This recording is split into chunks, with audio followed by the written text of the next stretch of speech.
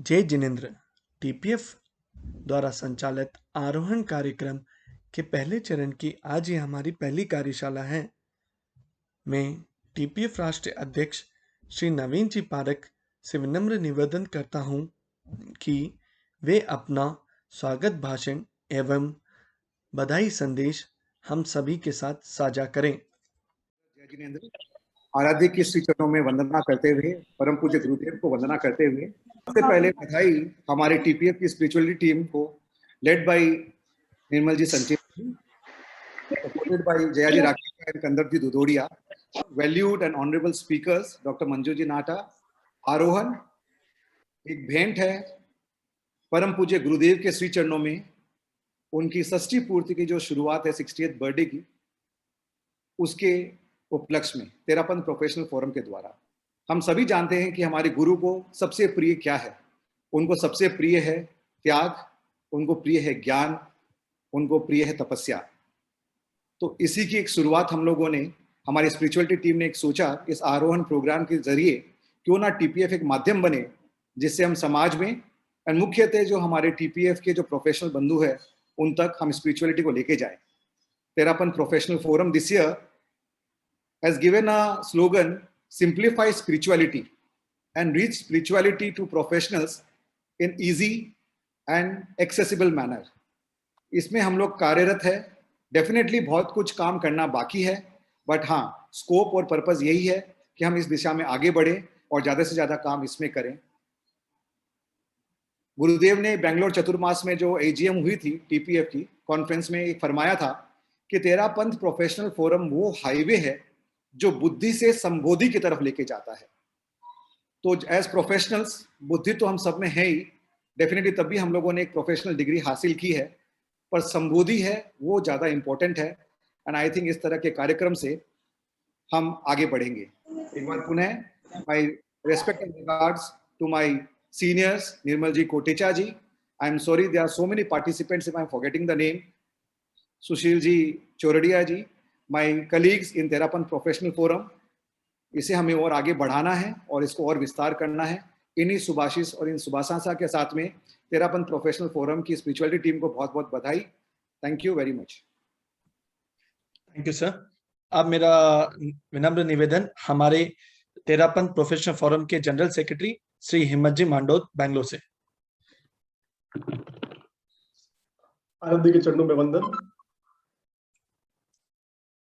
गुरुदेव के चरणों में वंदन, टीपीएफ के आध्यात्मिक परिवेशक मुनिश्री डॉक्टर रजीश मुनि के चरणों में वंदन। जिस तरह से मैं देख रहा हूँ कि आज ऑलरेडी 261 लोग इस जूम के माध्यम से जुड़ चुके हैं, तो उसी से पता चल रहा है कि किस तरह से इस कार्यक्रम का भी एक आरोहण हो रहा है और किस कदम आगे बढ़ रहे हैं। जिस हिसाब से टीम ने, जैसे मैंने देखा ये फ्लायर जो डिजाइन जो बना हुआ है, जो डिस्कशन भी हुई निर्मल जी से, जिस हिसाब से टीम ने पूरे एक साल की रूपरेखा बना ली है, कंटेंट बना लिया है, स्पीकर तैयार है, उसी से पता चलता है कि टीम का विजन कितना बड़ा है, कितनी सोच बड़ी रखी है टीम ने। तो मैं पूरी टीम को साधुवाद देता हूं कि इतना आपने अच्छा सोचा। जो जब भी सभी स्पीकर से मंजू जी नाटा जी, निर्मल जी, बाकी सभी स्पीकर्स और आज जूम के द्वारा जुड़े हुए सभी राष्ट्रीय पदाधिकारी और पधारे हुए सभी श्रोतागण, इस जो व्यवस्थित ये जो सुचारू रूप से जो क्लासेस शुरू हुई है, मैं उम्मीद करता हूं कि आप ये क्लासेस रेगुलर तौर पर ज्वाइन करेंगे और इससे पूरा फायदा उठाएंगे और आचार्य श्री के जो 60th बर्थ एनिवर्सरी है उसके अनुरूप उसी दिशा में हम आगे बढ़ेंगे। ओम अरहम। Thank you sir. अब मेरा विनम्र निवेदन तेरापंथ प्रोफेशनल फोरम की स्पिरिचुअलिटी प्रोजेक्ट टीम के हमारे चेयरमैन बोल दें या लीडर बोल दें, जो भी है, हमारे निर्मल जी संचेती बैंगलोर से। सर मेरा रिक्वेस्ट है आपसे, आप हमारे जो ये प्रोग्राम है उसकी थोड़ी सी रूपरेखा सभी पार्टिसिपेंट्स को एक शॉर्ट में बता दें। आराध्य के चरणों में वंदन और मुनि श्री रजनीश कुमार जी के चरणों में वंदन। पधारे हुए राष्ट्रीय अध्यक्ष, राष्ट्रीय महामंत्री निर्मल जी कोटेचा, सुशील जी चौरडिया इत्यादि और भी, डॉक्टर मंजू जी नाटा, सुशील जी बाफना, कुछ नाम में मैं देख पा रहा हूं, तो जो नहीं देख पा रहा हूं उनसे भी सबका अभिनंदन है, स्वागत है। और ये टीपीएफ स्पिरिचुअलिटी टीम इस दौरान 2 प्रोग्राम लॉन्च कर रही है। आज एक हो रहा है टीपीएफ आरोहण, और दूसरा आगामी मंगलवार से लॉन्च हो रहा है, वो हो रहा है आचार मीमांसा और ज्ञान मीमांसा पर अध्ययन। तो उस पर भी, उसकी भी लिंक जो है इसी व्हाट्सएप ग्रुप में भेज दी जाएगी, तो जिनको उसमें भी ज्वाइन करना हो वो जरूर ज्वाइन करें। और उसके क्लासेस भी, उसकी क्लासेस जो मंगलवार को होगी और ये कक्षाएं शुक्रवार को रहेगी। जो आरोहण जो प्रोग्राम है, ये गुरुदेव महाश्रमण जी के 60वें वर्ष के उपलक्ष्य में उन्हें जो सबसे प्रिय है अध्यात्म, तो उसे आध्यात्मिक भेंट और उपहार देने के लिए इस प्रोग्राम की रूपरेखा रखी गई है। तो इसमें हम सभी जानते हैं, हम जैन हैं, परंतु हम में से काफी हैं जो सिर्फ जन्मना जैन हैं। तो हम जन्मना जैन से कर्मणा जैन कैसे बने, कैसे अपने डीड से भी जैन बने, इसके लिए इस प्रोग्राम की रूपरेखा जो है वो तैयार की गई थी। इसमें 5 चरण हैं, 2-2 महीने के 2 चरण, इस तरह 10 महीने होते हैं। और चातुर्मास के पूर्व के 2 महीने जो है वो छोड़ दिए गए हैं। इस तरह जो है वर्ष को 5 भागों में, बाकी के 10 महीनों को बांट करके। तो पहला जो है, हमें यह समझना है कि जैनिज्म का मूल क्या है, वो जो हमें मंजू जी से बेहतर और कौन बता सकता है, आज उन्हें सुनेंगे। उसके बाद जो है वो हमें थोड़ा है डीपर जो और स्क्रैच करके थोड़ा अपना नॉलेज को कंसोलिडेट करना है, वो दूसरा चरण रहेगा। तीसरे चरण में हम देखते हैं जैन धर्म के भी काफी संप्रदाय हैं, अलग अलग मत है, संप्रदाय है। तो हमें भिक्षु को जाने बिना, तेरा पंथ के दर्शन को जाने बिना जो तेरा पंथ का श्रावक कहलाना शायद जो है मुश्किल होगा। तो इस तरह जो तीसरे चरण में हमें तेरा पंथ दर्शन को जानेंगे। फिर हमेशा से इंस्पायर करने के लिए हमें शुरू से ही, बचपन से ही कहानियां सुनाई जाती है और कहानियां इंस्पायरिंग होती है। तो इसी तरह हमें जो है ये चौथे में हम सब महावीर के श्रावकों की कथाएं सुनेंगे और उनसे इंस्पायर होने की कोशिश करेंगे। और अंतिम और 5वें चरण में हम जो है वो साधु के आचार और श्रावकों के क्या आचार होते हैं और संघ के प्रति हमारी क्या ड्यूटी है और कैसे, क्या हमारे लिए करणीय है, क्या नहीं करणीय है, इन विषयों पर चर्चा होगी। इस तरह ये 5 चरणों में प्रोग्राम रखा गया है। हर चरण के बाद एक परीक्षा आयोजित की जाएगी और जो भी चाहें वो परीक्षा दे सकते हैं, और 5 परीक्षाओं के परिणामों को जोड़ करके जो श्रेष्ठ जो प्रतियोगी होगा उन्हें जो पारितोषिक भी दिया जाएगा। तो ये मैं सभी पार्टिसिपेंट्स का जो अच्छी संख्या में आज आए हैं, सबका मन में हर्ष है, इस बात का सबका स्वागत करता हूं। और वापस जो है कंदर्प जी को बधाई, उन्होंने काफी अच्छे प्रोग्राम का निर्माण किया है और काफी मेहनत कर रहे हैं कंदर्प जी। आगे कार्रवाई के लिए कंदर्प जी, ओम आराम। Thank you sir. हम आगे चलें उससे पूर्व मैं आज की हमारी स्पीकर डॉक्टर मंजू जी नाहटा का एक ब्रीफ इंट्रोडक्शन दे देता हूं। वैसे तो डॉक्टर मंजू जी नाहटा को तेरापंथ समाज में एवं तेरापंथ समाज के बाहर जैन जैनेतर समाज में भी किसी प्रकार की इंट्रोडक्शन। सामान्यतः ये देखा जाता है कि कोई विद्वान किसी फील्ड में आगे हो तो वह अन्य फील्ड में उतनी ज़्यादा अपनी रुचि नहीं दिखाते अथवा उतनी ज़्यादा प्रखरता से आगे नहीं बढ़ते। लेकिन डॉक्टर मंजू जी नाहटा, जैसे मैंने पहले भी बताया, वह एक बहुआयामी व्यक्तित्व की धनी है। वह जहाँ एक तत्वज्ञ श्राविका हैं, on the other hand side वह एक बहुत अच्छी कलाकार भी हैं। उन्होंने जैन साधु संतों द्वारा लिखे लगभग 1000 से भी अधिक पांडुलिपियों को चित्रित किया है और उन्हें एक नया रूप प्रदान किया, जिससे उनकी उपयोगिता और बढ़ गई। उन्होंने तेराबंद धर्म संघ के नवम अधिशास्ता परम पूज्य आचार्य श्री तुलसी के जीवन चरित्र को चित्रित करते हुए एक 7 कैनवास का एक म्यूरल तैयार किया, जिसमें उन्होंने परम पूज्य गुरुदेव श्री तुलसी के जन्म से महाप्रयाण तक के प्रमुख घटनाओं को उजागर करते हुए एक सुंदर प्रस्तुति की है। मैं अब विनम्र निवेदन करता हूँ आदरणीय डॉक्टर मंजू जी नाहटा से अपने वक्तव्य के लिए। निवेदन, डॉक्टर मंजू जी नाहटा। आराध्य के चरणों में शत शत वंदन।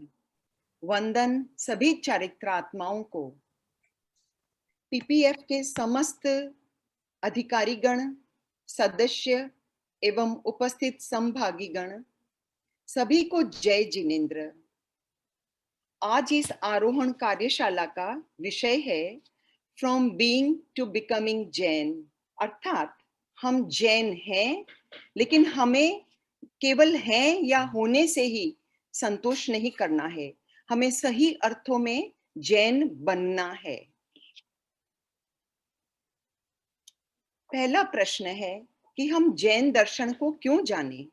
क्या इसलिए कि हम जन्मना जैन हैं अथवा हम कर्मणा जैन भी हैं? क्या आज इस मीटिंग में कोई ऐसे हैं जो जन्मना नहीं है और केवल कर्मणा जैन हैं? क्या आपके टीपीएफ में कुछ ऐसे मेंबर्स हैं? नहीं मैम, मेरे ध्यान में तो नहीं है। नहीं है, अर्थात कि अभी जितने भी सुनने वाले हैं वे जन्मना जैन हैं। तो हम इसी में खुश हो जाते हैं कि हम जैन हैं, लेकिन हमें कर्मणा जैन बनना अति आवश्यक है। अब पहला प्रश्न उठता है कि जैन कौन है? क्या भगवान महावीर जैन थे? इसका उत्तर है कि भगवान महावीर जैन नहीं थे, क्योंकि जैन नाम तो भगवान महावीर के बहुत बाद में पड़ा। वे निर्ग्रंथ कहलाते थे और हमारे आगमों में भी महावीर के लिए निर्ग्रंथ नायपुत्र, ज्ञात पुत्र ऐसा नाम आता है। और उनसे पहले ऋषभ के काल में यह धर्म अरहत धर्म कहलाता था। भगवान महावीर कहते हैं कि ये नाम, परंपरा या संप्रदाय ये मेन नहीं है, वास्तव में है धर्म का तत्व जो कभी बदलता नहीं है। ये नाम, परंपरा, संप्रदाय, इनके नाम बदलते रहते हैं। हमारे सामने ही जो पहले आर्हत धर्म था, फिर निर्ग्रंथ कहलाया और अब महावीर के पश्चात यह जैन धर्म से जाना जाता है। जैन जो जिन का उपासक है, जैसे शैव जो शिव का उपासक है। अब प्रश्न है, क्या जैन धर्म शाश्वत है? नहीं, जैन धर्म शाश्वत नहीं है, लेकिन जैन धर्म का तत्व शाश्वत है, वही अनुकरणीय है। नाम और रूप समय समय पर बदलते रहते हैं। तीसरा प्रश्न, जन्मना जैन उत्तम या कर्मणा जैन? डेफिनेटली आप सब जानते हैं कि कर्मणा जैन ही उत्तम है। जन्म होने मात्र से कुछ नहीं होता है। मान लिए कि हम कहलाने के लिए जैन होंगे, लेकिन वास्तव में जैन व्यवहार में, आचरण में जब जैनत्व झलकेगा, तब हम सही अर्थों में जैन कहलाएंगे।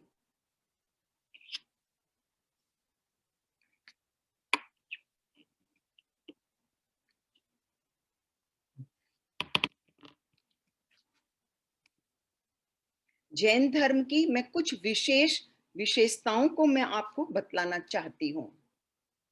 सबसे पहला, जैन धर्म द्वैतवादी है। द्वैत शब्द का अर्थ है दो, अर्थात कि इस धर्म में दो वस्तुओं का निरूपण है और वे मूल द्रव्य हैं जीव और अजीव। अब चाहे आप 9 तत्व लें या 6 द्रव्य, कोई भी आप इसकी वस्तु को उठा लें, जीव और अजीव से ही इसकी पूरी प्ररूपणा हो जाती है।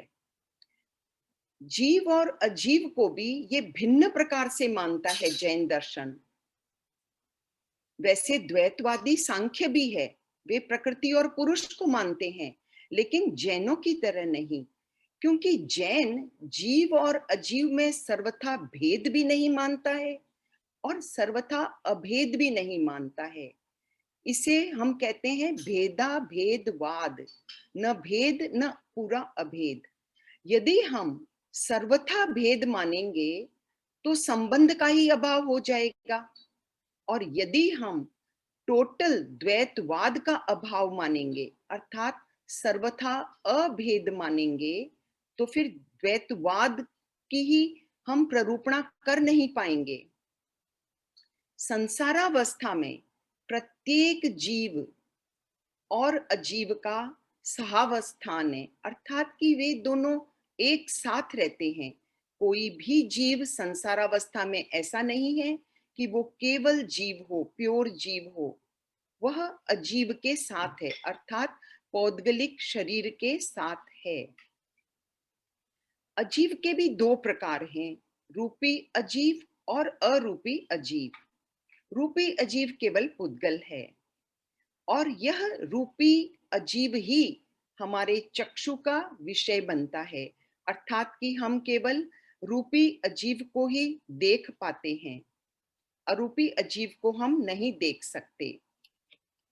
संसारी जीव को अजीव की, पुद्गल की पग पग पर आवश्यकता है, उसका जीवन चल ही नहीं सकता। लेकिन इससे विपरीत अजीव को जीव की कोई भी आवश्यकता नहीं है। अजीव को जीव है या नहीं कोई मतलब नहीं है, और हम जीव और अजीव की जानकारी अपने हिंसा अहिंसा के पालन के लिए करते हैं। यदि हम यही नहीं जानेंगे कि जीवत्व कहाँ है, तो हम उसकी हिंसा से बच कैसे पाएंगे। इसलिए जीव को जानना और उसके साथ साथ अजीव को भी जानना आवश्यक है।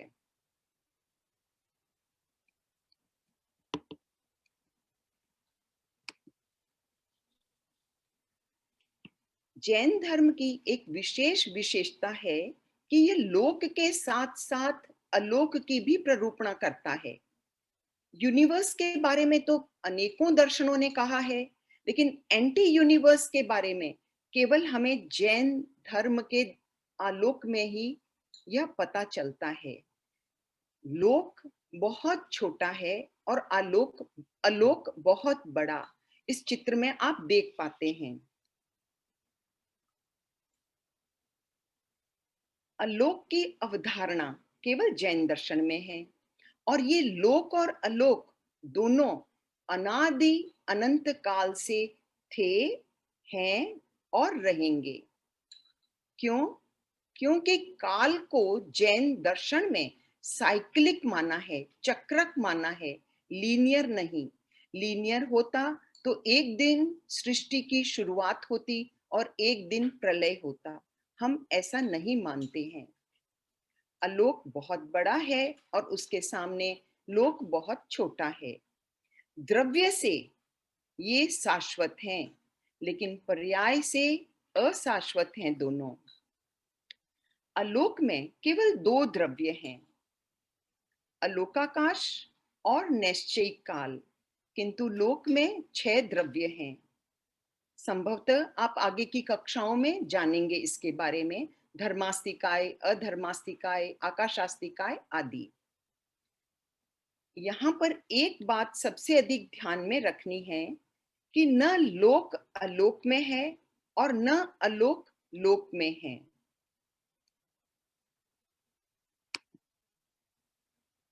जैन धर्म की एक खास बात है, भारतीय षड दर्शनों में जैन को नास्तिक कह दिया गया है। अब इसे नास्तिक कहने के कारण सुनिए आप। क्योंकि जैन धर्म कहता है कि ईश्वर एक नहीं है, अनंत है। ईश्वर अवतार नहीं लेते हैं। जैन धर्म के अनुसार इस सृष्टि का कर्ता भी ईश्वर नहीं है। यह अनादि अनंत काल से थी, है और रहेगी। ईश्वर सुख और दुख का प्रदाता नहीं है। ईश्वर तो स्वयं कृत्य है। ईश्वर ज्ञान प्रदाता नहीं, किंतु स्वयं ज्ञानवान है। अन्य धर्मों की तरह ईश्वर को जैन धर्म में घट घट व्यापी नहीं माना गया, बल्कि उसे सर्वोपरि कहा गया है। हमारा ईश्वर जैन दर्शन में सशरीरी नहीं है, अर्थात शरीर के साथ नहीं है, किंतु कर्म मुक्त, अरुज, अविकारी, अशरीरी है। हमारा ईश्वर सांसारिक नहीं है, लेकिन लोक के अग्रभाग में स्थित है। हमारा सर्वोच्च लक्ष्य परमात्मा ईश्वर बनना है, अर्थात कि प्रत्येक आत्मा यदि वह भवी है तो ईश्वर बन सकती है। हमारी कुछ इन मान्यताओं के कारण अन्य दर्शन जैन दर्शन को नास्तिक ठहराते हैं, क्योंकि हम ईश्वर को कर्ता धर्ता नहीं मानते। लेकिन आप अन्य सारे गुणों को देखते हुए निश्चित रूप पर कह सकते हैं कि हमारी आस्तिकता कहीं भी कम नहीं है। अन्य दर्शन सृष्टि की रचना कोई ब्रह्म से मानता है, कोई विष्णु की नाभि से, कमल से उस प्रकार मानता है, कोई महेश्वर को, कोई अंड से, तो कोई प्रकृति से। इस प्रकार बहुत से ऑप्शंस आते हैं जिससे वे सृष्टि की रचना को मानते हैं, लेकिन जैन सृष्टि की रचना का श्रेय ब्रह्म को, महेश्वर को नहीं देते हैं। जैन दर्शन में आत्मा का स्वरूप, जैन दर्शन में सभी आत्माएं एक समान हैं और इन आत्माओं में संकोच विकोच का स्वभाव है कि जो आत्मा आज एक चींटी के शरीर में है, वही कल एक हाथी के शरीर में भी समा जाती है, अर्थात कि वह घटती बढ़ती रहती है। लेकिन आत्मा के जो असंख्य प्रदेश हैं, वे कभी नहीं बदलते हैं, वे असंख्य ही रहेंगे। आत्मा अरूपी है, अमूर्त है, अर्थात कि हमारे चक्षुओं से दिखने की वस्तु नहीं है। तब प्रश्न उठता है कि हम आत्मा को कैसे जानते हैं? तो हम आत्मा को बोध के द्वारा, अनुमान से जान सकते हैं। आज एक कोई व्यक्ति जो चलता फिरता है, अचानक उसकी डेथ हो जाए, तो उस शव को देखकर हम इजीली कह सकते हैं कि अब यह मृत्यु को प्राप्त कर चुका है। क्यों? क्योंकि आत्मा वहां से आगे प्रयाण कर चुकी है। तो यह हम अनुमान के द्वारा कह सकते हैं। आत्मा नित्य है, अमर है, शाश्वत है। आत्मा की कभी डेथ नहीं होती, हमेशा मरता शरीर ही है, नाशवान शरीर ही है। मृत्यु शरीर की ही होती है, आत्मा की नहीं। और आत्मा कभी अनात्मा नहीं बनती है। अब एक प्रश्न है आप सबसे, क्या आप मुझे बता सकते हैं कि आत्मवान कौन है? क्या जो आत्मा को धारण करता है वह आत्मवान है? नहीं, आत्मवान वह नहीं है। जब हम और गहराई में जाएंगे तो जैन दर्शन के अनुसार जिसे अहम नहीं है वह आत्मवान है। ये एक बहुत बड़ी सोच है जैन दर्शन की कि आत्मा होते हुए भी उस व्यक्ति को आत्मवान नहीं कह दिया जाता है या अनात्मवान कह दिया जाता है। कर्म, यह भी जैन धर्म की एक बहुत बड़ी खासियत है। कारण कार्मिक थ्योरी के बारे में जितना डिटेल से जैन धर्म में विवेचन हुआ है, उतना किसी अन्य दर्शन में नहीं।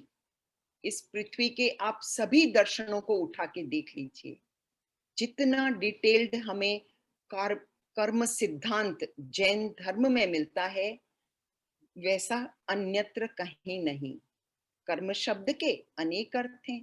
कर्म का अर्थ एक कार्य भी है, तो एक ग्रामर में कर्ता, कर्म, करण ऐसे भी है। कर्ता ने, कर्म को, कर्म एक ग्रामेटिकल विभक्ति भी है। तो कर्म को जैन धर्म में स्पेशली जिसका आपको इतना डिटेल मिल रहा है, वह कार्मण वर्गणा के पुद्गल हैं, जड़ हैं।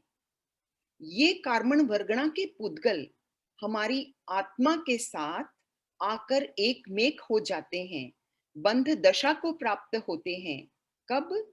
जब हम कोई भी प्रवृत्ति करते हैं, योग करते हैं। योग अर्थात मन, वचन, काया की चंचलता, उससे कर्मों का बंधन होता रहता है। और कोई भी कर्म बंधता है तो स अवधि बनता है, अर्थात कि उस ऐसा नहीं कि एक कर्म बंधा और वो फॉर एवर आपके साथ होगा, ऐसा कभी नहीं होता है। और बंद होने के पश्चात ही इसे कर्म नामक संज्ञा प्राप्त होती है। जब तक वो आत्मा के साथ जुड़े नहीं, उसके लगे नहीं, तब तक वह कार्मण वर्गणा का पुद्गल ही होता है। और जब जब हम वेदन करते हैं, अर्थात कि अनुभव करते हैं, वह हम कर्म का करते हैं। और निर्जरा अकर्म की होती है, ये आपको हमेशा ध्यान में रखना है। कभी निर्जरा कर्मों की नहीं होती है, क्योंकि जब कर्म हमसे विलग हो जाएंगे आत्मा से, तभी वो निर्जरा कहलाएगी। इसलिए निर्जरा अकर्म की और अनुभव कर्म का। उदय काल के पश्चात प्रत्येक कर्म हमसे विलग हो जाते हैं। सुख दुख, लाभ अलाभ, इन सब का कारण कर्म है। अन्य दर्शनों से जैन धर्म में कर्म सिद्धांत की व्याख्या बिल्कुल अलग है। हमने कर्म को बहुत अधिक महत्व दिया है, जबकि अन्य दर्शनों में ईश्वर को इतना महत्व दिया जाता है। कहते हैं भाई सुख दुख ये सब ईश्वर का दिया है, लेकिन एक जैनी कभी यह नहीं कहेगा। वह कहेगा ये सब मेरे कर्म के फलस्वरूप है। कर्म को हमने इतनी मान्यता दी, लेकिन हम कभी भी किसी व्यक्ति को यह नहीं कहते कि तुम्हें कर्म जैसा बनना है। हम कहते हैं ईश्वर जैसा बनना है, लेकिन हमें नचाने वाला कर्म है, ईश्वर नहीं। ये ध्यान रखिएगा। जैन धर्म में पुनर्जन्म, मोक्ष, इनकी भी व्याख्या बहुत विस्तृत मिलती है हमें। संसारी जीव पुनर्जन्म निश्चित करता है। हम चारवाकों की तरह नहीं मानते कि जो कुछ है वह यही जन्म है या यही भव है। हम पूर्व जन्म भी मानते हैं, वर्तमान तो है ही आप सबके सामने, और पुनर्जन्म भी होता है। और पुनर्जन्म का कारण हमारे कर्म हैं। यदि हम इन सब को क्षय कर दें तो पुनर्जन्म से मुक्ति पा सकते हैं। अब जो दर्शन पुनर्जन्म में विश्वास नहीं करते, वो कहते हैं आप प्रूव कीजिए कैसे होता है ये पुनर्जन्म। देखिए, शिशु जो पैदा होता है, पैदा होते ही उसे हर्ष और शोक दोनों की अनुभूति होती है। कभी वो हंसता है, कभी वो रोता है। और माँ के पास आप उसे ले जाइए, वो स्तनपान करने लगता है। किसने उसे सिखाया? यह सब उसके पूर्वाभ्यास के कारण है, पूर्व जन्म के अभ्यास के कारण इन सब क्रियाओं को वह कर पाता है। और जैन धर्म में जब तक हमारे पास कर्म शेष रहेंगे, तब तक हम पुनर्जन्म को प्राप्त करते रहेंगे। जब पुनर्जन्म से मुक्ति होगी, तभी हमें मोक्ष की प्राप्ति होगी। और मोक्ष हमारा लक्ष्य है, अंतिम उद्देश्य है। और सर्वोच्च अवस्था मोक्ष में ही हम परम शांति की अनुभूति कर पाते हैं। जैन धर्म के अनुसार वस्तु का स्वरूप बिल्कुल डिफरेंट है। जैन दर्शन प्रत्येक वस्तु में उत्पाद, व्यय और द्रव्य इस त्रिपदी को मानता है, अर्थात चाहे वो जीव हो या अजीव हो। वह उत्पन्न होता है, व्यय अर्थात खर्च होता है, और द्रव्य स्थिर भी बना रहता है। ये केवल जीव के साथ ही नहीं है, अजीव के साथ भी है। कोई भी वस्तु है, आज कपास है, कपास से कपड़ा उत्पन्न हुआ, कपड़ा एक दिन व्यय को प्राप्त करके, हो सकता है कुछ लीरी पूरी कुछ भी हो जाए, वो उसका रूप परिवर्तित हो जाएगा, लेकिन उसके अंदर द्रव्यत्व निश्चित रूप से रहेगा। आज हमारी आत्मा है, आज एक बच्चा उत्पन्न हुआ, इससे उसे कुछ नाम दे दिया गया, यह उसका उत्पाद है।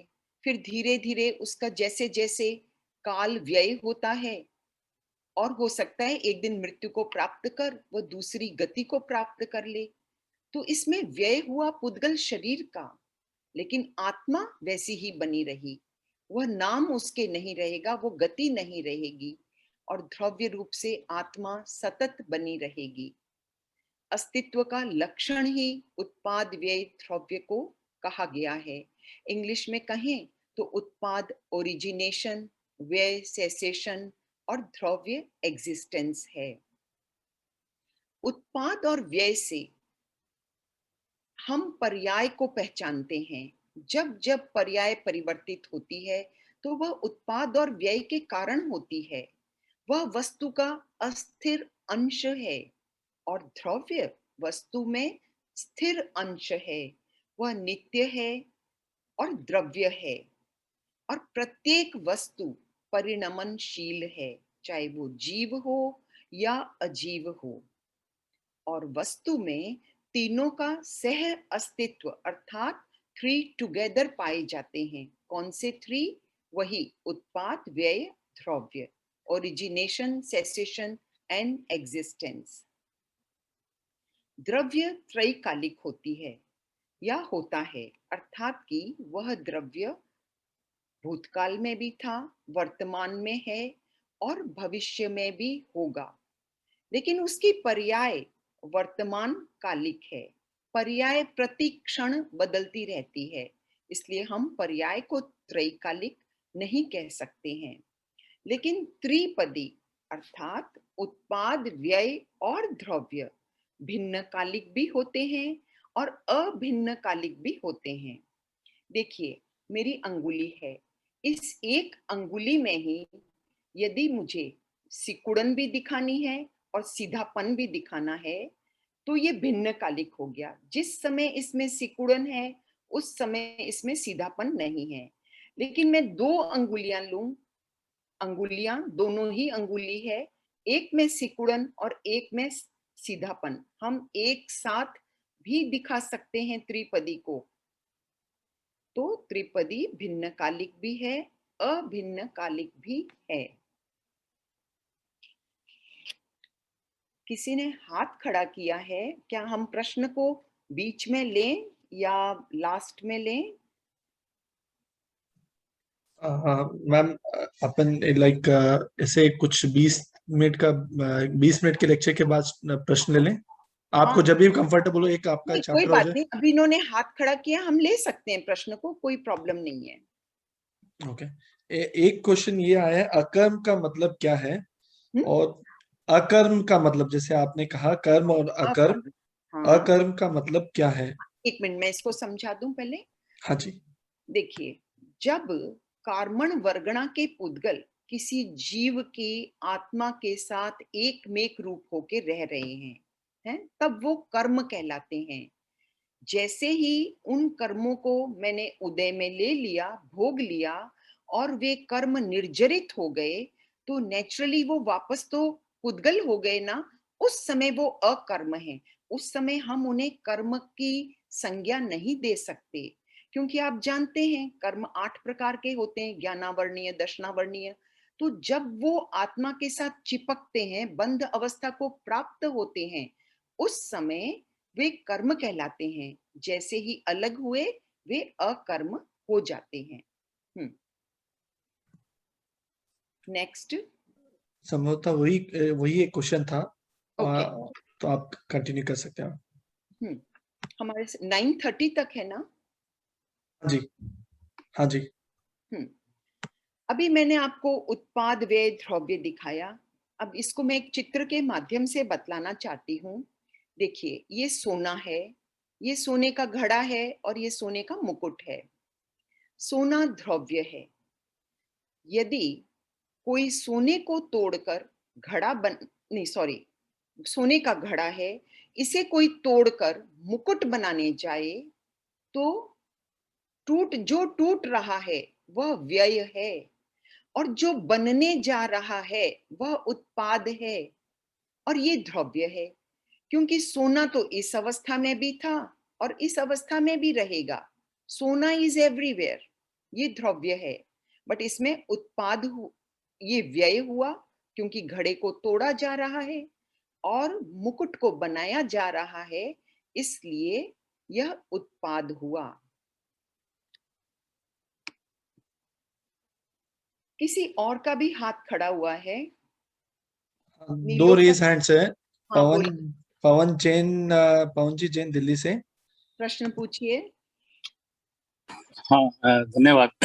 मेरे दो प्रश्न हैं छोटे छोटे, जो मेरे समझ में नहीं आया इतना जो सुना मैंने। फरमाइए। उसमें एक जगह आपने कहा कि वेदन कर्म का होता है, एक तो मुझे ये समझना है, और दूसरा जो शायद अभी आप समझाना शुरू कर रहे थे कि द्रव्य क्या है, मैं समझ नहीं पाया। ठीक है मैम, दूसरा क्वेश्चन भी पूछ लूं, शायद अगर जुड़ा हुआ हो तो। मैं एक का उत्तर दे देती हूँ। ठीक उन्होंने है। वेदन कहा। एक सेकंड, एक मिनट।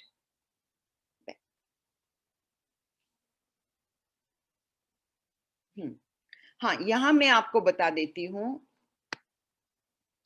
द्रव्य, देखिए, ये जो सोना है ना, ये जैसे आपकी आत्मा है या सोना है, सोना सोना ही रहेगा। पुद्गल समझ लीजिए, पुद्गल है, ये सोना है, ये सोना ही रहेगा। अब इसका मैं घड़ा बनाऊं, मुकुट बनाऊं, कुछ भी बनाऊं, तो ये द्रव्य माने ये एग्जिस्टेंस। आज आप पवन नाम के व्यक्ति हैं, आपकी जो आत्मा है वो द्रव्य है, वो थी, है और रहेगी। एग्जिस्टेंस इज ऑलवेज देयर, वह द्रव्य है। अब इसमें आपके भवों के कारण, गतियों के कारण पर्याय बदलती रहेगी। समझ में आया आपको पवन जी ये हाँ, बात? इसका मतलब सोना जब सोने के रूप में ही इसको जब हम देखेंगे कि ये सोना है तो वो हाँ, द्रव्य है, और जब द्रव्य उसकी कोई वस्तु बन गई तो वो उत्पाद हो गया। नहीं बनी, उत्पाद हुआ। बट उत्पाद में द्रव्य तो रहता ही है, ये मैंने हाँ, पहले कह दिया हाँ, था। द्रव्य तो है ही है उत्पाद हाँ में, क्योंकि हाँ, घड़ा जो है वो सोने का है तो घड़े के रूप में उत्पाद है, लेकिन चूंकि उत्पाद। वो सोने का है तो सोने के रूप में द्रव्य वहां भी मौजूद है। और सपोज करिए घड़े को तोड़ रहे हैं तो यहाँ व्यय हो रहा है और जी, इसका नया उत्पाद। उत्पाद बन रहा है मुकुट के रूप में। हाँ, ठीक है, एक ही ठीक आपको है। समझ में आया। हाँ, दूसरा, वेदन, वेदन या वेदना, इसका एक अर्थ है अनुभव करना। तो अनुभव तो हम कर्मों का करते हैं ना। आपने कर्म बांधे, वे आपके उदय में आएंगे तो कुछ तो अनुभव कराएंगे, तो वेदन तो कर्मों का हुआ। और जैसे ही आप उदय में ले लेंगे और कर्म आपकी आत्मा से विलग हो गए, तो वे तो फिर कर्म नहीं कहलाएंगे। कर्म वे तब तक ही कहलाएंगे जब तक वे आपके आत्मा के साथ चिपके हुए हैं। अलग हुए और अकर्म हो गए। जी, जी। मुझे मुझे ये लगता है मैडम कि कुछ चीजें शायद हमें इसलिए नहीं समझ में, मतलब मुझे लगता है कि समझ में नहीं आ रही कि वो जो शब्द हैं वो हमने पहले कभी सुने नहीं, या उनका शाब्दिक अर्थ हमें एग्जैक्टली पता नहीं है, इसलिए शायद हम उसको समझ नहीं पा रहे हैं। तो उन शब्दों का शाब्दिक अर्थ भी जब हमें पता लगेगा तो शायद ज्यादा बेहतर तरीके से आप समझ पूछ पाएंगे। सकते हैं। और मैंने जी, जानबूझकर वेदन शब्द यूज किया क्योंकि हम केवल वेदन शब्द को वेदना के साथ जोड़ देते हैं और हम स्थिति को कई बार समझ नहीं पाते हैं, इसीलिए। जी, जी, धन्यवाद। नेक्स्ट, नीलोफर का हाथ है खड़ा। Aunty, what is Tripadi? मेरे को समझ में नहीं आया। त्रिपदी, देखो, त्रि मतलब थ्री, पदी मने पद। उत्पाद व्यय द्रव्य, तीन है ना, तो त्रिपदी हो गई। उत्पाद, ओरिजिनेशन, सेसेशन और एग्जिस्टेंस। इसके पहले वाले उसमें था स्लाइड में, मैं एक बार कर रही हूं उसको।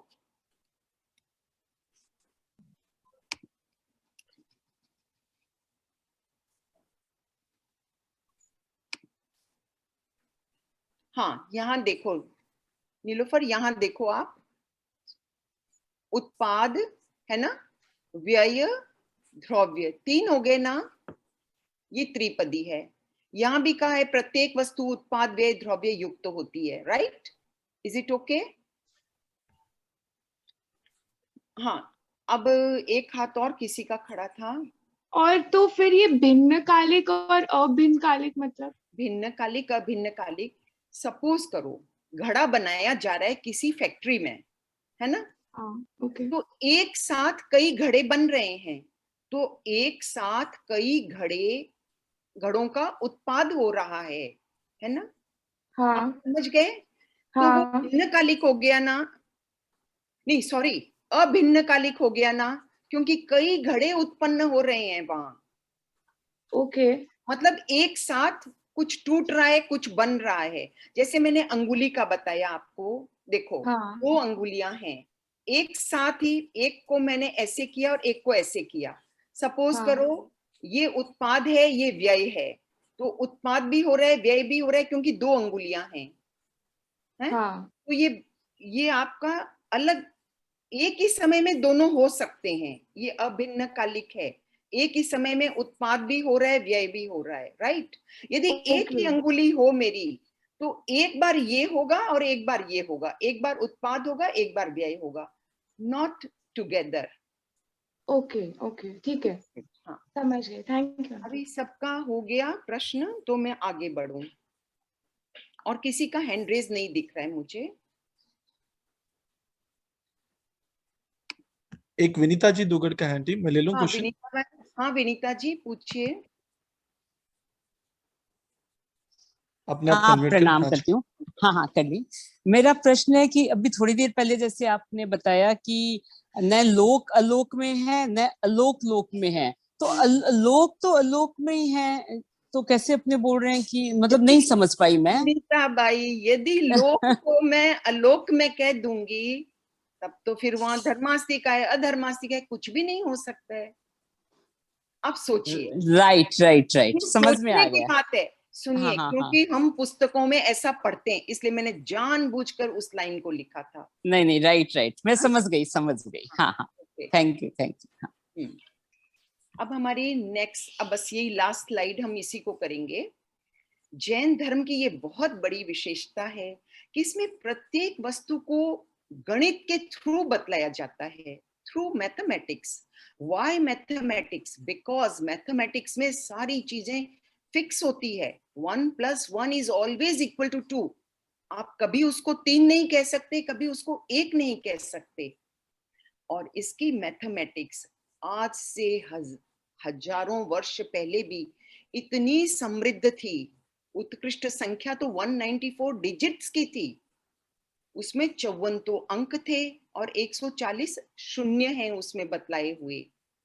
बहुत रिच है मैथमेटिक्स। और भांगे तो हमारे पग पग पे चलते हैं। आपके जीव अजीव पुस्तक में भी है ना, 24वां बोल भांगा 49। ये परम्यूटेशन कॉम्बिनेशन है। आज के बच्चे तो मिनटों में उसको समझ जाते हैं। भगवती में भी अभी नरक का और का भांगा चल रहा है। ये बहुत उच्च गणित है। और कार्मिक ग्रंथों में लॉगरिथम, मतलब लॉग से समझना पड़ता है, क्योंकि सब कुछ असंख्य अनंत ऐसे चलता है, तो वो उसको हम अंकों में लिख ही नहीं सकते हैं। फिर हम आगे बढ़ते हैं तो वहां पर अरिथमेटिकल प्रोग्रेशन, ज्योमेट्रिकल प्रोग्रेशन, ये सब दिखता है। कभी आपने यदि नाम सुना है डाला पाला का थोकड़ा, तो उसमें प्रोग्रेसिव अरिथमेटिक है, वेरी रिच। और जो जैन धर्म में संख्यात, असंख्यात और अनंत का बहुलता से प्रयोग हुआ है, जगह जगह पर हर चीज में बतलाएंगे वो संख्यात है, ये असंख्यात है और अनंत है।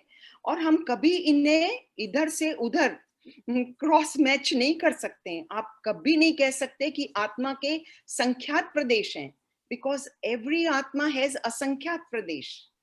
और कर्मों के पुद्गलों को हम कभी संख्यात नहीं उठाते, कभी असंख्यात नहीं उठाते। ऑलवेज जब हमारे कर्म चिपकते हैं तो अनंत अनंत ही चिपकते हैं। इसलिए इन तीनों को खूब अलग अलग हमें खूब ध्यान से समझना होगा। ये जैन धर्म दर्शन बहुत गहरा है, बहुत गहरा है। आप इसको जितना समझेंगे उतना ही कम लगेगा आपको, लेकिन जब भी समझना है बहुत ठीक से, और इसके एक एक शब्द को हमें समझना है, जानना है और अपने आचरण में उतारना है। आज मैं यहीं पर, क्योंकि समय 9:30 तक का ही था, मैं आज यहीं पर शेष करती हूँ और उसके साथ टीपीएफ को बहुत बहुत धन्यवाद देती हूँ कि आपने मुझे सुअवसर दिया कि मैं अपने विचारों को आप सबके साथ शेयर कर सकी। जय जिनेंद्र। Thank you aunty. We have got few questions. जिन जिनका रेज हैंड है मैं उनसे क्वेश्चंस ले लेता हूं, और मेरा सबसे विनम्र अनुरोध है, क्लास को इसी तरह लाइवली रखेंगे। आप लोगों की जो जो जिज्ञासा हो, या तो आप चैट बॉक्स के द्वारा या रेज हैंड के द्वारा कर दें, ताकि उसको वहीं पे सॉल्व किया जा सके। अदरवाइज आप उसी क्वेश्चन को लेके क्लास से बाहर जाएंगे तो अननेसेसरी एक ब्लॉकेज आ जाएगा अगली क्लास के लिए। तो एक क्वेश्चन आ रहा है, रंजना जी भोलावत, कृपया अपने आप को अनम्यूट करें और अपना क्वेश्चन पूछें। मैम वो लोक अलोक का मैम मुझे वापिस समझाइए, वो मुझे अच्छे से समझ में नहीं आया। प्रश्न पूछिए लोक अलोक में, कि पूरा ही समझा दूं? मतलब संभवतः उनको ये नहीं समझ में आया कि लोक अलोक के अंदर है। मतलब बहुत सारे से कहा जाता है ना, लोक के में बिंदु की तरह है संभवतः। ऐसा कैसे है कि लोक में अलोक मिक्स नहीं हो सकता? लोक अलोक अलग अलग कैसे है? यदि मिक्स नहीं हुए तो वो उसके अंदर थोड़ी होता है। यदि आपके हस्बैंड आपके सामने आके खड़े हो जाएंगे तो आप थोड़ी कहेंगे आपके अंदर हैं, वो मिक्स ही नहीं हुए, तब तो अलग अलग हैं दोनों। Fine, it's okay. अभी समझ में आया आपको? हम जनरली कह देते हैं यस मैम, है ना? हाँ जी मैम, जी मैम, हाँ, थैंक यू। नेक्स्ट पवन जी दिल्ली, उनका कुछ क्वेश्चन है। पवन जी दिल्ली। मैडम, मैं मैथमेटिक्स का स्टूडेंट रहा हूँ, तो it is quite interesting for me कि जैन फिलोसफी में एपी, जीपी, लॉगरिथम और परमुटेशन कॉम्बिनेशन है। तो इसके बारे में मैं इसको और थोड़ा सा ये देखना चाहूंगी, कहाँ इन चीजों का प्रयोग करके फिलोसफी को कुछ समझा गया है, तो कहाँ देख सकता हूँ मैं? आप गोमट सार पुस्तक है, मैं आपको, आप मुझे पर्सनली कांटेक्ट कीजिएगा, मैं उसकी कुछ फोटोज भेज दूंगी तो आपको थोड़ा तो पता अंदाज हो जाएगा, और आप अधिक इंटरेस्टेड हो तो उसको आप ले सकते हैं, पढ़ सकते हैं। इतनी सुंदर कर्मों की गणित है सारी वहां पर, और डाला पाला का थोकड़ा आपको अनुयोग द्वार के पीछे मिल सकता है। आप मुझसे कभी बात करिएगा, मैं आपको बता दूंगी। तो आपको कोई व्हाट्सएप पे किसी से संपर्क कर सकते हैं, नंबर अगर मिल जाए वो दे देंगे आपको। तो ग्रुप में अगर नंबर शेयर कर दिया जाए तो हम वो कर देंगे, कंदर्प जी कर देंगे। ठीक है, थैंक यू। थैंक यू पवन जी। अगला क्वेश्चन विजय जी बेद, सर अपने आप को अनम्यूट करें। हाँ जी, विजय जी बेद, हाँ जी, जय जिनेंद्र। ये डाला पाला हमने कभी नहीं सुना, तो ये कौन सी प्रोग्रेसिव मैथमेटिक है? अनंत संख्यात। मैं बताती हूँ, जब हमें ये जानना होता है जैन धर्म में संख्यात कितना है, तब हम इस थोकड़े के माध्यम से जानते हैं। आपके पास अनुयोग द्वाराइंग है, ये सूत्र है क्या, अनुयोग द्वार? नहीं है। अच्छा नहीं है, तो फिर इसमें पुस्तक में है वो डाला पाला का, वेरी कॉमन थोकड़ा, आप सुने होंगे जरूर। परीक्षाओं में नहीं है ये बात मैं निश्चित कह सकती हूँ, क्योंकि थोड़ा टफ है, परीक्षा में होता भी नहीं है। वो देवता एक पल्ले में सरसों लेके जाता है, एक समुद्र में, एक द्वीप में डालता है दाने, आपको पता है 4 होते हैं उनके पास पल्य, वो वाला थोकड़ा है ये। ठीक है, मीनाक्षी ओस्तवाल।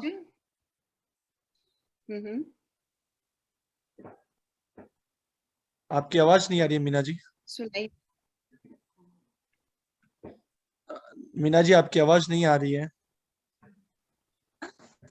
अभी आ रही है? हाँ जी, अभी आ रही है। जय जिनेंद्र मैम, आपका सेशन बहुत ही अच्छा लगा। और मैम मैं ये पूछना चाह रही थी, वो कार्मिक ग्रंथों और संकलन व्यवहार जो लास्ट स्लाइड में था ना, उसके गणित बारे में आप थोड़ा गणित का एक्चुअली हाँ। कर्मों की जब हम गणित करते हैं ना, क्योंकि कर्म अनंत अनंत में चलता है। आपको तो पता है हम प्रति समय कितने कर्मों को ग्रहण करते हैं, एक नहीं, दो नहीं, संख्यात नहीं, असंख्यात नहीं, ऑलवेज अनंतानंत, है ना। तो जब हम उसका बताते हैं कि ये अभी इतने कर रहा है, उतने कर रहा है, तब ये लॉग वाला एरिथमेटिक वहां पर चलता है, क्योंकि इसको हम साक्षात अंकों में तो लिख ही नहीं सकते ना, आप अनंत थोड़ी लिख सकते हैं। ठीक है, ओके लॉगरिथम, हाँ। जय जिनेंद्र, धन्यवाद। Thank you. वीना छाजेठ जी जलगांव से, वीना जी छाजेठ जलगांव से। जय जिनेंद्र भाई। जय जिनेंद्र। आत्मवान कौन है, ये एक बार वापस बताइए ना। आत्मवान, हाँ, ऐसे लगता है ना कि आत्मवान अर्थात जिसके पास आत्मा है वो आत्मवान है, नहीं। अच्छा। जिसको अहंकार है, चाहे वो अहंकार ज्ञान का हो, रूप का हो, बल का हो, ऐश्वर्य का हो, धन का हो, या किसी भी चीज का हो, उसके त्याग तप का हो कि मैं वर्षी तप करता हूँ, मैं अठाइयां मास खमण इतना करता हूँ, तप का भी यदि उसे अहम है तो उसे शास्त्रों में अनात्मवान कहा गया है। स्थानांग सूत्र है क्या आपके पास? नहीं। अच्छा, कभी नहीं तो ठाणंग में आप देखेंगे, ठाणंग में आत्मवान अनात्मवान ये चलता है, पूरी गाथा चलती है। Thank you. समझ गए? तो हम आपके हाँ। पास आत्मा है, फिर भी यदि अहम है तो मैं आपको आत्मवान नहीं कहूंगी, आप अनात्मवान कहलाएंगे। इसलिए सबसे पहले हमें अपना अहम छोड़ना है, किसी भी वस्तु का अहम नहीं करना है। ठीक है। हाँ, जय जिनेंद्र, एकदम अच्छे से समझ गई। बहुत अच्छा। सो हमारे सीए आदित्य जी कोठारी अपना प्रश्न पूछें। जय जिनेंद्र मंजू भाई जी। जय जिनेंद्र। मेरा प्रश्न ये है कि जीव जब कर्म वर्गणा के पुद्गलों को ग्रहण करता है अनंत आकाश से, तब वे कर्म रूप में परिणित हो जाते हैं। जब उसके आकाश से नहीं, आप बोलिए लोकाकाश से। लोकाकाश से, तो जब उसके आत्म लोक भी आ जाएगा। ओके। हाँ हाँ। तो जब उसके आत्म प्रदेश से चिपक जाते हैं वे कर्म हो जाते हैं। फिर जब उन कर्मों का जब निर्जरण होता है तो वे पुद्गल है वापस से कार्मल वर्गणा के रूप में वापस परिणित हो जाएंगे। वे एक्चुअली जैसे ही निर्जरित होंगे वे सबसे पहले अकर्म कहलाएंगे, पहली बात। फिर तो पुद्गल हैं वो पुद्गल वर्गणा में चले जाएंगे। अब प्रश्न उठेगा कि वो 8 प्रकार की पुद्गल वर्गणाएं, यूं तो और भी अनेक 24 36 कितनी प्रकार की होती हैं, वो छोड़ दीजिए, आप एक बार 8 में ही चलिए। 8 प्रकार की पुद्गल वर्गणा में वह कोई भी प्रकार की पुद्गल वर्गणा बन सकता है। फिक्स नहीं है कि वो एक बार कर्म से छूटा हुआ है तो वो कार्मण वर्गणा ही रहेगा, ऐसी बात नहीं है। अच्छा, ये नियम नहीं है। नियम नहीं है। ओके, धन्यवाद। जय जी। राजेश जी कृपया अपना प्रश्न पूछें, अपने आप अनम्यूट करें।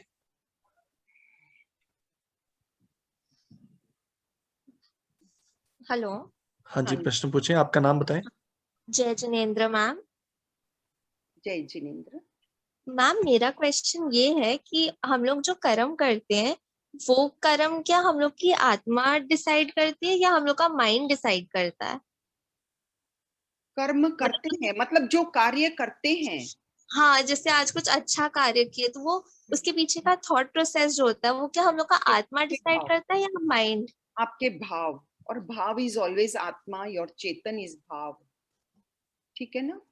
ठीक है मैम। कविता जी डागा रौरकेला से। जय जिनेंद्र। जय जी। मेरा क्वेश्चन था, आपने जो बताया ना आलोक में केवल 2 द्रव्य हैं। आलोक नहीं, अलोक। आलोक, सॉरी। आलोक में 2 द्रव्य हैं, तो क्या नाम फिर से? वो है अलोकाकाश, अर्थात आकाशास्ति काय का एक भेद है अलोकाकाश और एक भेद है लोकाकाश।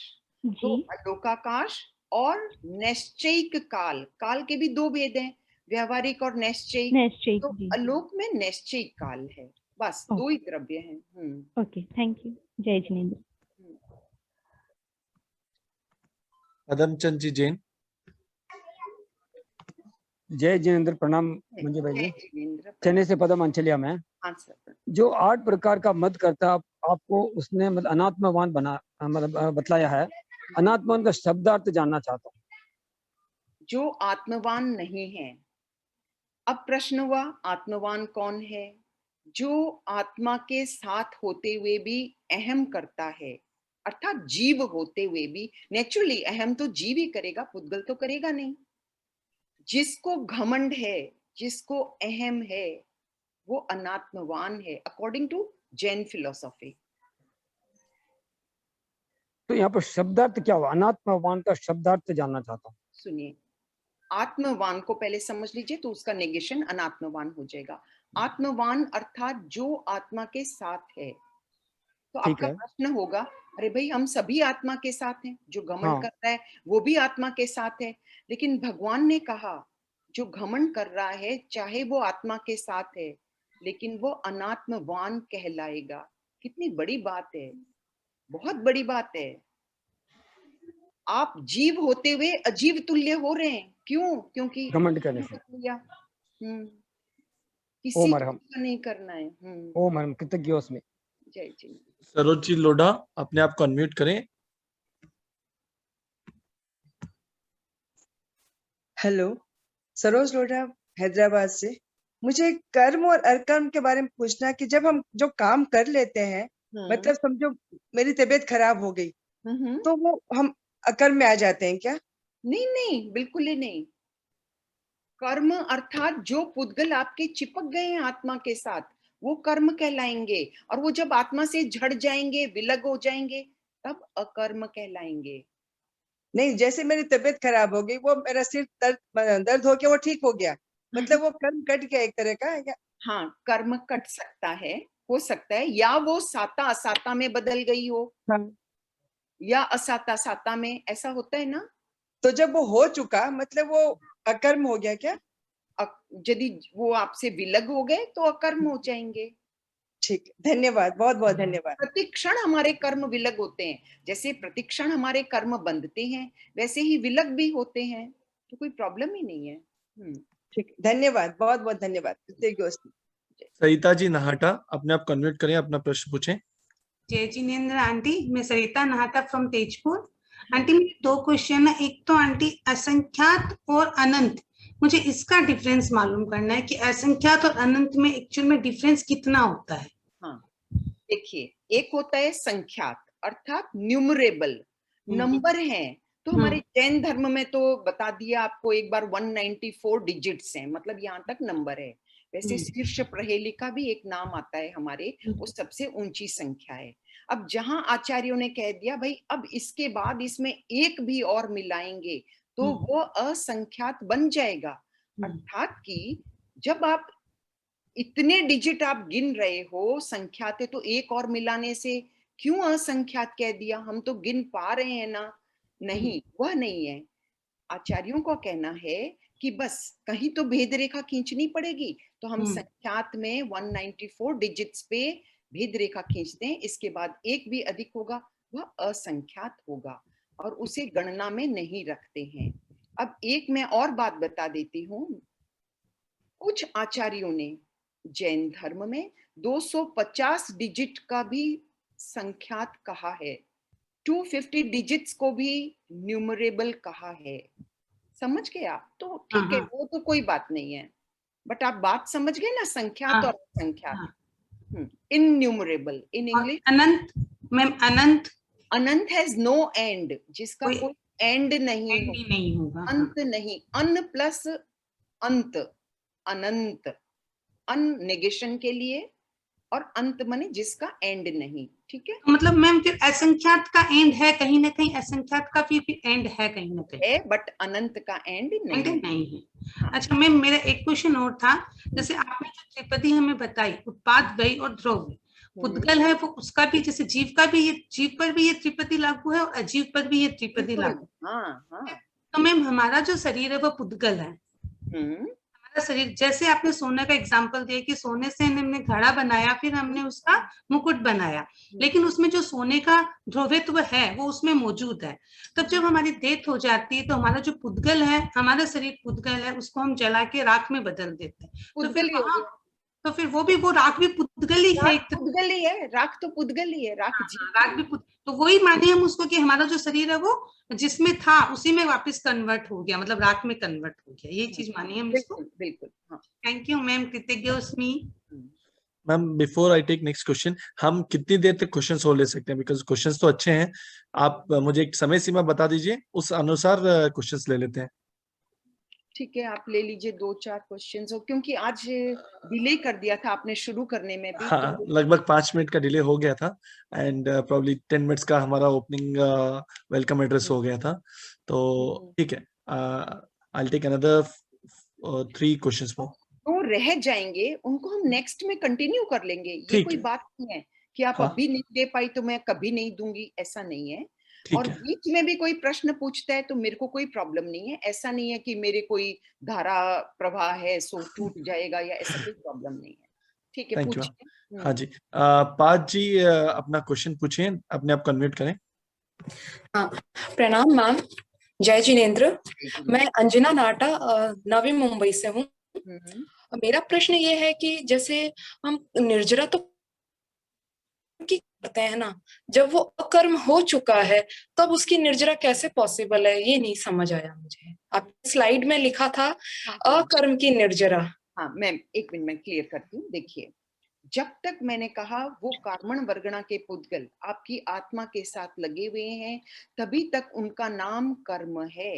एक बार आपसे अलग हो गए उसके बाद वे कर्म नहीं रहते हैं।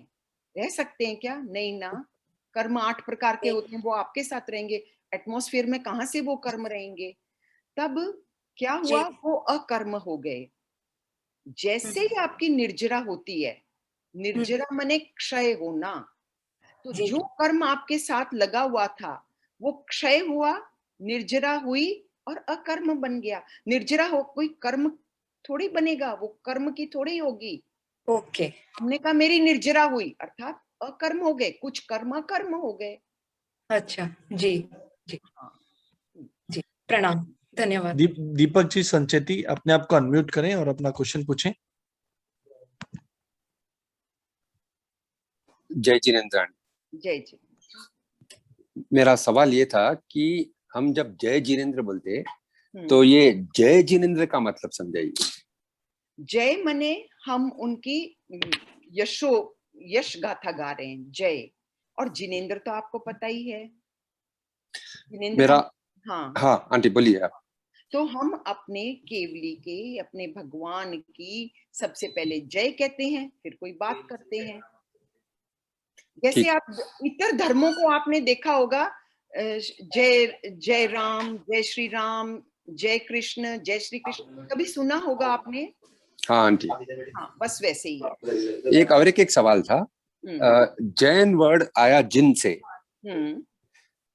जिन को थोड़ा डिफाइन करिए ना। जिन्होंने देखिए, जिन अर्थात केवली हुआ, तब तो 2 प्रकार के होते हैं केवली, भवस्त और सिद्धस्त। जो सिद्ध हैं वो भी केवली हैं, और जो आपके 13वें 14वें गुणस्थान वाले हैं वे भी केवली हैं, तो वे जिन कहलाए ना। ठीक है आंटी। आज का एक लास्ट क्वेश्चन ले लेते हैं। अरुण जी शिफानी, कृपया आप अपने आप को अनम्यूट करें और अपना क्वेश्चन पूछें।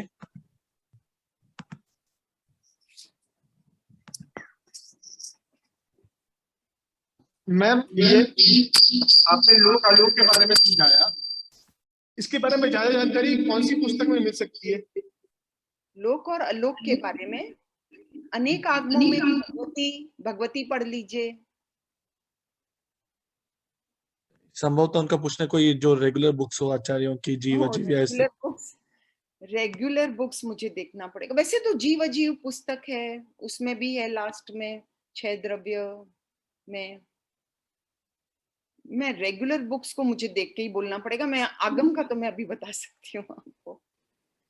मैम मतलब ये बहुत टफ सब्जेक्ट है, मतलब हम लोग इसे समझते हैं कि मैं साइंस का स्टूडेंट हूँ।